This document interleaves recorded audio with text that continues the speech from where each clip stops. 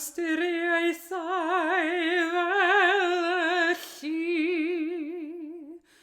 twasog bywyd pur yn marw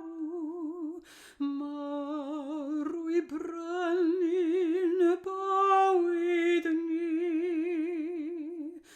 Pwy all beidio chofio amdano, pwy all beidio sreis ei glod, dyma gariad nad yn angof, tra bo nefoedd wen yn bod.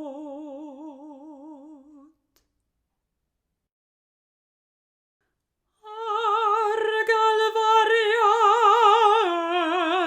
ymrwygodd wrth fy nholau'r dyfnder mawr, torodd holl ar gaeau'r nefoedd oedd yn gyfain hydd yn awr. Gras a chariad megis diliw yn ymdywallt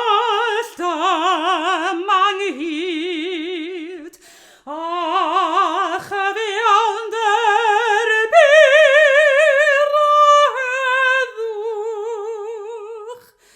yn cusanu